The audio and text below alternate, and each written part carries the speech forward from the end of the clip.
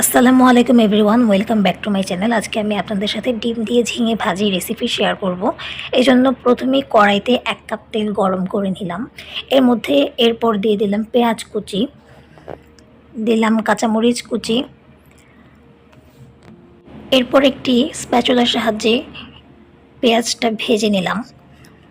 বেশ কিছুক্ষণ ভাজার পরে পেঁয়াজের কাঁচা গন্ধটা যাওয়ার পর এর মধ্যে দিয়ে দিলাম রসুন বাটা, 1 চা চামচ হলুদ গুঁড়ো, স্বাদ মতো লবণ, আর দিয়ে দিলাম কিছুটা জিরার গুঁড়া।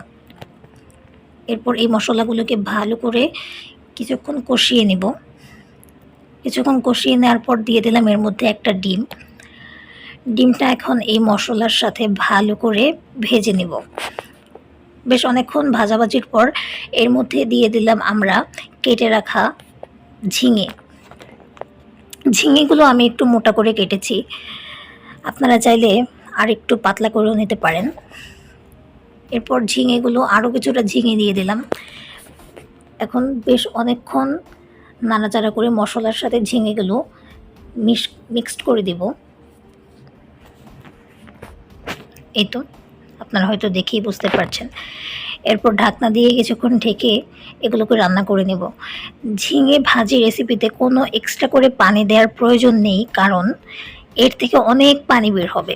সেই পানিটা শুকিয়ে ঝিঙেটা একদম অল্প আঁচে, চুলার আঁচটা একেবারে লো ফ্লেমে রেখে আস্তে আস্তে ভেজে এটাকে রান্না করে নিতে হবে। আপনারা হয়তো দেখেই বুঝতে পারছেন।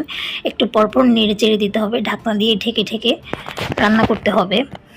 এই তো এর মধ্যে আমি কয়েক পিস টমেটো কুচিও অ্যাড করেছি।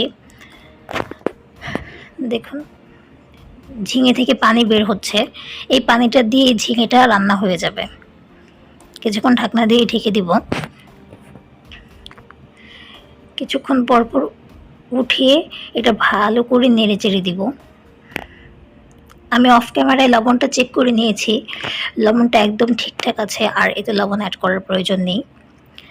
দেখুন আমি কিন্তু একটুও পানি দিইনি, ঝিঙে থেকেই পানি বের হচ্ছে। আবার ঢাকনা দিয়ে ঢেকে দিলাম। বেশ অনেকক্ষণ রান্না করে নিচ্ছি, আপনারা হয়তো দেখেই বুঝতে পারছেন। পানিটা শুকানো পর্যন্ত ঝিঙেটা রান্না করে নেব। আমার ঝিঙেটা প্রায় রান্না করা হয়ে এসেছে। এই তো দেখুন কি সুন্দর সিদ্ধ হয়ে গেছে। এখন একটি বাটিতে আমি পরিবেশন করে নেব। আপনাদের যদি ভিডিওটা ভালো লেগে থাকে প্লিজ সাবস্ক্রাইব করে দিবেন, লাইক কমেন্ট শেয়ার করে দিবেন।